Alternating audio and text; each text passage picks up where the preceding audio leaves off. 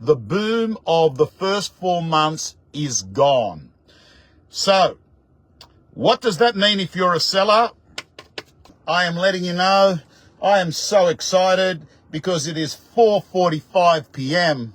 on a Saturday. I've just completed my last auction for the day, and I'm letting you know that it has been a sprint for a few months now, bar 2 days that I gave myself a bit of a break in Bali while I was at that conference. But apart from that, it has been 7 days a week, knowing that there was going to come a time when I was going to get on that plane and go visit my daughter in Copenhagen and then grab her and do a bit of a couple of weeks in Greece, get out of this cold. And I'm very, very happy because I'm finishing the day with a very good result. A brand new property here in Guildford has just sold for $1,590,000. That's also got a granny flat. Let me give you some of the stats today.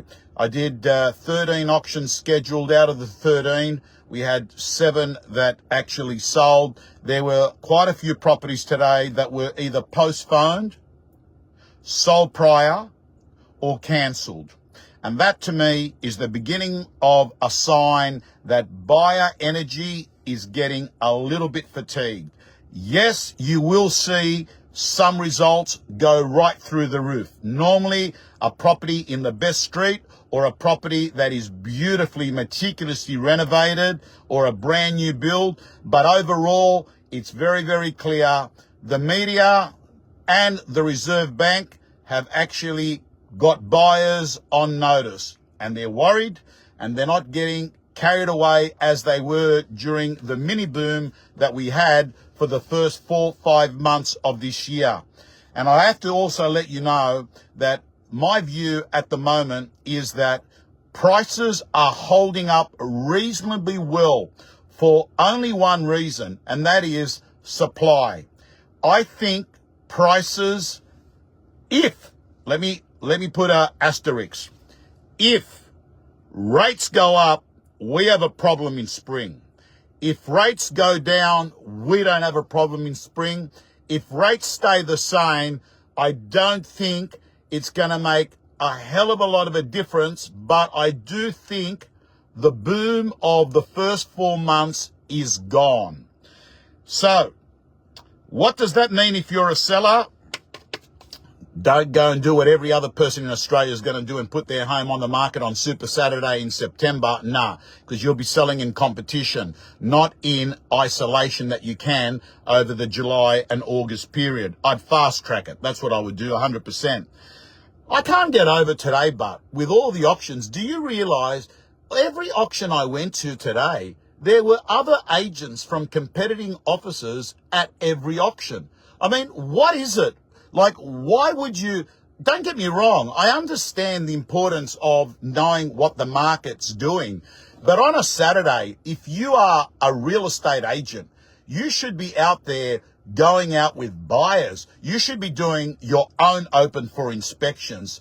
I just don't get how you get it. I mean, I understand often they'll send their junior associate there to get the result. You can get the results at the end of the day anyway. I know what people are doing. They like to see who's actually buying. They just want to feel it. And if you are going to do it, may I suggest you do it with style and you do it with dignity, and you don't go off and talk to parties, buyers or sellers there, unless, of course, they've engaged you to.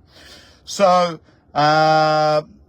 and also, block of units today. They're the 2 ones that went off for me. I did 2 block of units, one in Lakemba and one in Auburn, and they both sold significantly more than what the owner was going to take, because I've got to tell you, they are the best asset piece at the moment. The reason why is developers haven't been building units. We know the migration means the most likely property migrants will be living in the early years of when they come to Australia are units. So units are great properties, and blocks of units are even better. And I also have to tell you, some of the other notes that I've written down here that I wanted to cover today is, well, geez, I'm excited. Someone said to me, geez, your daughter gets spoilt. You were there, took her there in January, February. You're going to take her out to Greece. I said, hey, listen, I'm the spoilt one, because I actually reckon the smartest thing to do is you spend your money on your kids. Why leave them an inheritance and then some other bum takes it? Enjoy it with your kids. Anyway, ladies and gentlemen, I'm pretty excited. You can hear it in my voice. You can hear it in my voice. And